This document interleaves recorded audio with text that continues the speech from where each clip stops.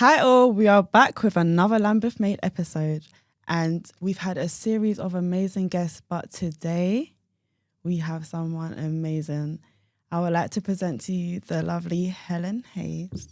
Thank you so much. Delighted to be with you today. Thank you so much for coming down, Helen. I know you have a tight schedule and really appreciate your time. To dive in, would you like to introduce yourself? Yes, I'm Helen Hayes. I'm the Member of Parliament for a constituency called Dulwich and West Norwood, which is in South East London. It's partly Lambeth and partly Southwark. And I have been the MP for this constituency for the last 10 years, which is a very great privilege. So really delighted to be with you today. Thank you so much again. 10 years is a long time. So taking it back, you grew up in Liverpool and studied in Oxford. What inspired you to get into urban planning and later into politics? Thank you. So I did work in town planning for quite a long time before I was in politics. And I studied politics at university, but essentially all of that started growing up in a small town just outside Liverpool in the 1970s and 1980s, early 90s. And really I've always had a very, very strong sense of justice. Yeah. And I don't really know entirely where that came from. Maybe somewhere in my family, but I always was kind of looking around me at what was happening and seeing the things that weren't very fair. So seeing like my school, I went to a school that had really great teachers, but it was falling apart and all of the buildings were in need of repair. We never had enough books. We didn't, always have the equipment that we needed. And then seeing in Liverpool in particular, a very big city in the northwest, seeing some of the big industries closing, seeing people losing their jobs, and seeing the consequences of decisions that were being taken a very long way away for our community and the impacts that was having. That was what got me interested in politics.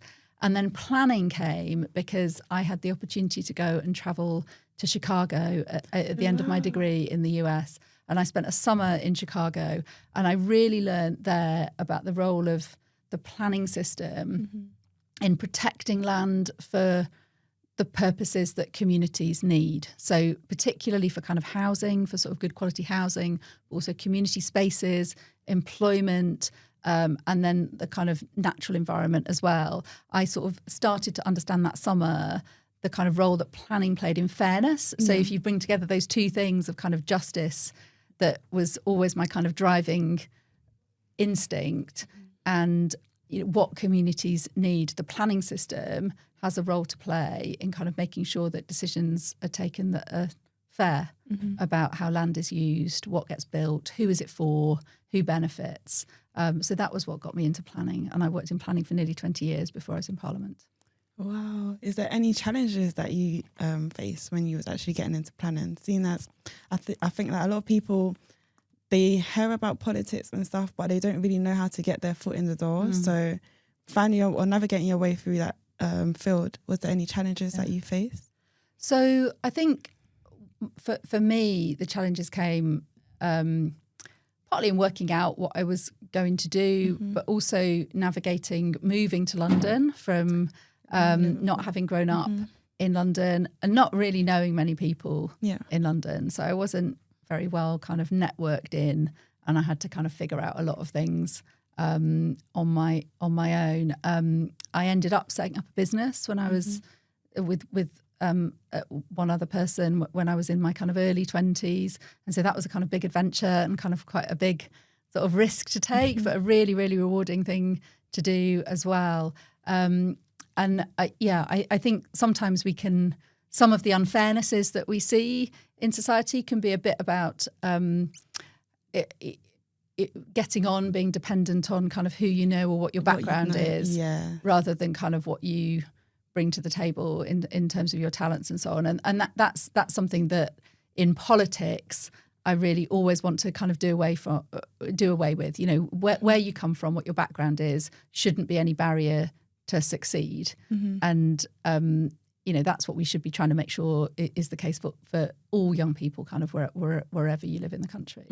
So do you believe that your perspective was changed based on you transferring from Liverpool to London? Do you feel like the environment was different? Or is there a particular reason why you wanted to come to London from Liverpool? So I partly came to London because felt like it was where the action was. It felt like it was, a kind of exciting place to be, but also it was the case that there was much, much, much more kind of economic opportunity down here, more jobs, more opportunity to get on at that time. And that's still the case. Like, we still have parts of the country that have been left behind by government policy, where you can grow up and you can't always see that there are opportunities for you. And that's a real challenge for government. It's something that I know our government now is really trying to address. But it should be the case that wherever you're growing up in the country, you shouldn't have to kind of move to somewhere else to be able to find a job, to be able to kind of pursue your passion, to be able to kind of, work in a particular sector. And there's still like more work that we need to do about that. That's actually a great point. And I feel like that's actually something, well, I feel like it will be a growing stage, because I feel like, especially with like social media, everyone's getting way more exposure in different areas, because London is the main city, so everyone will just see it as that's the main point. But really and truly, there is other places where great things are happening as well. But I feel like even you being from Liverpool, it shines the light. And I was curious when I went and I looked up. I was actually curious to look what's happening in Liverpool, to see that what area you grew up in, to understand your background and see if that had influence on what you do now. And as the chair of Education Select Committee, what are your top priorities? So I should probably say what the Education Select Committee is. So in Parliament, we have every government department has a committee in the House of Commons, and it's our job to scrutinise the work of that department. So we get to say, is the government doing a good job? Okay. Is there further work they need to do? Are they really doing badly on a particular area? We get to kind of dive into the detail. So my job is to scrutinise education policy and policy around children's services and that kind of thing. And so we get to kind of dig in like a lot of detail, look at the evidence, and then tell the government whether they're doing a good job or not.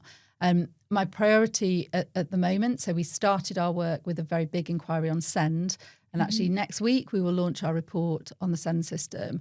We know that so that's the system of support for children with special educational needs and disabilities. We know that it's really failing in lots of places in the country at the moment, that it's too hard for children to get the support they need in education. We don't always have a particularly inclusive education system, and that big reforms are needed. And the government is committed to reforms. So we've been spending 8 months really looking at the evidence, looking at what works, both in the UK but also overseas as well. And we went to Canada to look at the system there. Oh. And next week we'll be launching a big report that sets out our recommendations to the government for reform. So I'm excited about that. I think it's been a lot of work to get to this point. And then we're also about to report on further education and skills, and really looking at kind of opportunities, looking at that issue that I was talking about regional inequality, the parts of the country where there aren't opportunities for education and training for young people, and how that system can be made to work better as well. So those are two priorities that we've got at the moment. When you're calculating like the stats and stuff, where are the stats? Where do the stats come from? Is it from like the schools itself, or is it from like community centres where youth are actually coming in? Because there is some youth who don't have much knowledge of where to go to give their input. Yeah. So where are the results coming from?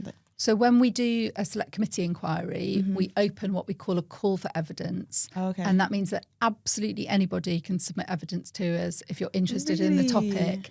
And because we're the education committee, and because the policies of the Department for Education impact children and young people, we always work really hard to make sure that the voices of children and young people are very clearly heard in our work. So in our inquiry on SEND, for example, we did an oral evidence session in public. So it was a formal part of the evidence process with some young adults who had recent experience of the SEND system. So within the last couple of years, they've been in education. And it was like the most powerful thing that in the whole inquiry, to hear very, very directly about the impact of the policy as it is at the moment on children. And we did the same earlier in the year. We had an inquiry on children's social care. And again, we did a formal evidence session in public with young people who were care experienced, so that their voices were really clearly heard. And we made sure when we wrote the report that we had direct quotes from those young people kind of throughout the report, so their voices were kind of very loud in our recommendations. And it's really important to do that. But the way that we work is anybody can submit evidence to us, but we also will look at official statistics and government stats, and we'll also go to kind of professional expert organisations as well and look at what they're saying about particular topics. So we're looking at all of the evidence in the round. Okay. The only reason I mentioned that because that's one thing I can actually point that I really love about you, that even though I know that you're in the rooms as well with the MPs, but you're also in the other rooms of the problems that you're talking about.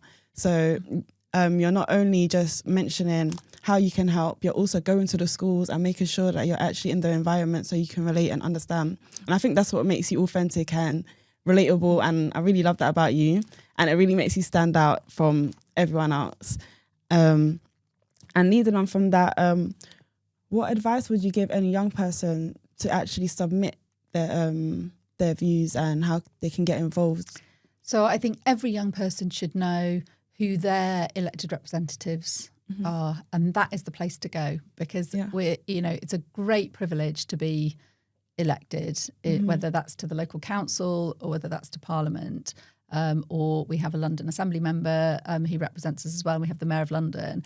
When people go to the ballot box and they vote on election day, when they put their trust in you, that is a great privilege and it's a great responsibility as well. And it means that we are here for anybody who lives in the area that we represent, including children and young people. So I think the first step around sort of engaging with politicians is know who your councillors are in your ward where you live, who your MP is, and be in touch with them about the things that matter to you. That's how we work, and we should be. And I try quite hard always to be reaching out as well, and kind of going to the places where young people are. But lots of politicians, like there's a lot going on. We kind of rely on people getting in touch as well. And I always say it when we have young people from my constituency going up to Parliament, this is your space, and like we are here to represent you. So that's the place to start, I think. Yeah, I actually agree. Funny enough, my sister did mention that she was having housing issues and she contacted you, and you actually helped and wrote a letter to assist. So just direct contact. I feel like that's actually an important point, to actually find out who exactly you're around, to then actually know what kind of help you're looking for, instead of just expecting the government to just assist, when really and truly there's so much problems going on. It's just a matter of everyone coming together and actually putting the problems on the table so everyone can just navigate and work along. And I feel like the key point is the knowledge and the understanding. And I feel like, especially when the youth hear politics, they just feel like it's a field that they're not involved in. And really and truly, it takes us a collective. It takes a collective to actually make the system work. Yeah. To get a bit spicy,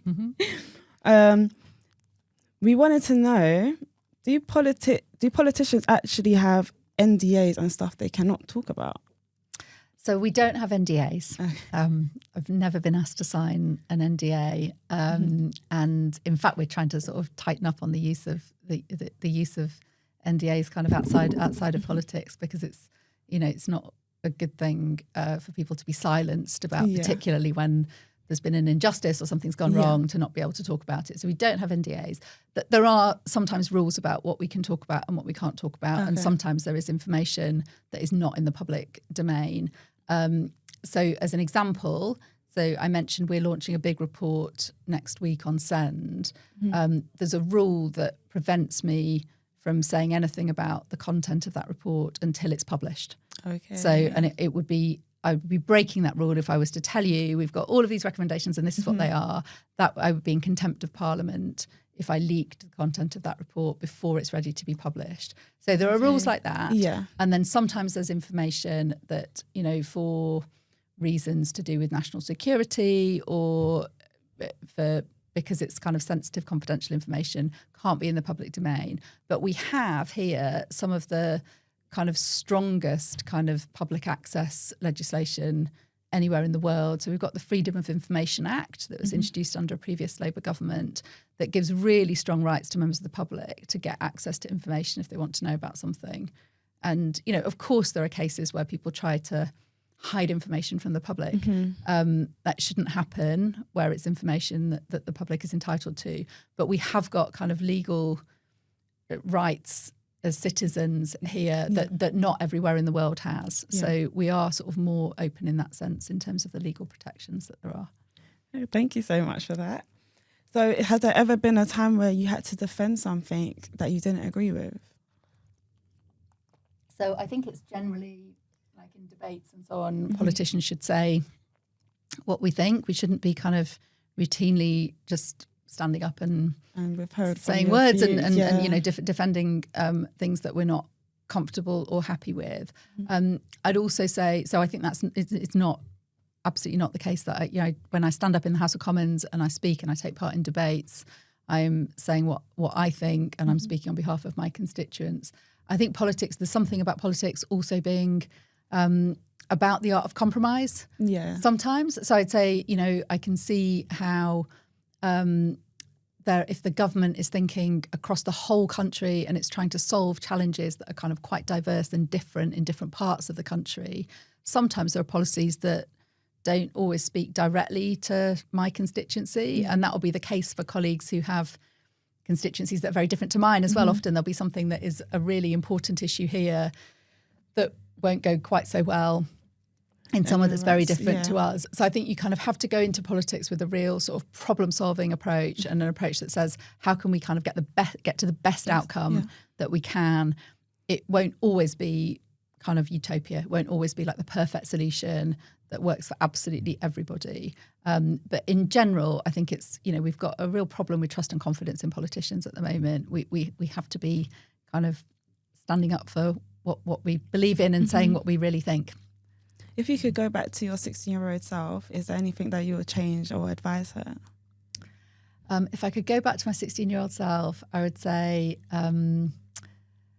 be more confident, you know, and I'd say that to any 16-year-old and any 16-year-old young woman, you know that you are just as good and just as not good as anyone else who's in the room. So don't worry about it. Don't worry about being good enough. You are good enough. You know, be confident to, you know, get in the room and say what you think and know that you've got a contribution to make. Beautiful. And there's one key word that I noticed that you kept mentioning. You kept saying we. Every time you was relating to the government or your row, you'll say we. So who makes sure that you're okay and who makes sure that everything's in line, like with your mental health and etc. Since you're actually making sure that you provide for everyone? That's a nice question. So I'm really lucky that I've got a very lovely, supportive family, and I'm really lucky that my parents are both well and they live locally, and my in-laws are well and live locally, and my husband is really supportive, and I've got two lovely girls as well, and so that's my support system, you know, along with my friends as well. And then I think I try and you know, have things built into the week that are about. So I do my parkrun on Saturday mornings, and I try and swim on Sunday mornings, and I cycle to work and try and do some things that you know, I know are good for me as well. That's good. I love that. Honestly, you're a beautiful person inside and out, so it's only right. Kind. And just to end, the Lambeth Made is a mobilising local. It's all about mobilising local businesses and schools. What is one advice that you would give to them to get involved with politics, or theory or conspiracy that you think the youth have that hinders their exposure to politics? So I think it's really important that we are clear that politics is for everyone. That, you know, politics is you know, so much of kind of politics is local. It's about what's happening in your local neighbourhood. It's about the impact of government policies on your life, on your family, on your neighbourhood. And so everybody's got an interest in that. So that's got to be the starting point, that we're constantly saying to young people, this is all about you. It's all about, and young people have got a bigger stake in many of the decisions that are taken because you're going to be around for longer. You know, we should always be thinking about kind of what are the policies that work for young people. But also we're doing something in government that is really directly increasing young people's involvement in politics because we're reducing the voting age to 16. Oh, really? And that's something that the government recently, it was in our manifesto, the Labour manifesto at the election, and the government's just recently confirmed that they're going forward with that measure. And that's something that I've campaigned for a really long time, because voting is everything. Like, voting is how we take decisions, you know, collectively, how we decide who is in charge of our country, how we decide who represents us on the council, in parliament, at every level. And we've got a problem with like falling levels of participation in voting. Like, too many people now are like choosing to stay at home and they're not voting. And what we know is that if you vote in the first election that you're entitled to vote in, it's much more likely to become a habit for life. Yeah. That you participate, that you exercise your democratic right to have a say in elections. So I think it's a really brilliant thing that we're extending voting to 16-year-olds, because it means that for young people, the first time you get to vote will be while you're still in education, while you're still learning about citizenship, while you're still being given information about how to participate, that you will actually get to put your cross on the ballot paper at that same time. And I think that's, you know, young people have got a stake in all of the decisions that politicians make. And they've got every bit as much of a view as people who are older. And so I think it's really good thing that we're extending voting to 16-year-olds. Actually, I didn't know that. And that's actually, I feel that's a very good idea, because I feel like, especially if they felt like they have more control, then they will be more involved from younger. And as you said, it is a reoccurring thing. Once you start, then it will be something that you're used to. And I feel like, especially when you're young, if you're not exposed to something when you're young, it's kind of hard to develop it as an adult when you're a bit older, when you're not used to it. Yeah. So I feel like that's definitely something that will hopefully help increase the votes and engagement, and also with the evidence when it comes to dictating different choices and what's going to happen. Yeah. But to have a quick wrap up, a quick game before we wrap up, we're going to play a quick game of this and that. Okay. So we're going to start with London or Liverpool. So that's a hard one. I love Liverpool. It's an amazing city, and it is where I was born, and I grew up close by. But I have lived in London for more than half my life now. So I've got to say London. I really thought you were going to say Liverpool. Tube or bus? Bus, because we've only got one tube station in my constituency, so I get the bus around more than I get the tube locally. Debate in Parliament or community town hall? Oh, I've got to say debate in Parliament, because that's the thing that only I get to do on behalf of Dulwich and West Norwood residents. So yeah, it's my job to bring your voice to Parliament. The Parliament. Council meetings or community workshops? Again, I'm going to say community workshops. Council meetings are really important. I don't get to participate in those as an MP. So for me, getting the involvement of the community helps me to be a better representative in Parliament, which is the job that I have to do. TikTok or Twitter? I'm going to say Twitter, but probably in its old form before it was X. Yeah, I would agree. Public art or public parks? I think we can have both. So we've got some really great art happening in some of our parks, and our parks are precious and important. But if we can, use them also as spaces where people can express themselves as artists, and that's a good thing too. I'm cheating on that one. A Friday takeaway or Sunday roast? Oh, I'm going to say Sunday roast. Especially if it's made by my mum. Oh, perfect. Well, that is the end of our episode. Thank you so much for coming, Helen. It was honestly, I think it was one of my favourite episodes so far. Oh, it's been good for me too. I really feel like you dropped a lot of gems and knowledge that the youth need. And is there anything you would like to say? Oh, just thank you for having me. It's been a real pleasure. And I think what you're doing, getting that message out to young people that politics is absolutely for you. And, you know, think about the things that are important. Think about the things that you think need to be changed in our local community, in our country, in the world at large, and make your voice heard. Also through voting when we extend the vote to 16-year-olds. Helen, if you would like to share your socials. Yeah, I'm at HelenHayes_ on Instagram and on X. Don't forget to like, comment and subscribe on Lambeth Council and follow us on all socials on Lambeth Made. And make sure you guys get your votes in. You heard it from Helen herself. Thank you so much for tuning in. And that is Lambeth Made. Bye.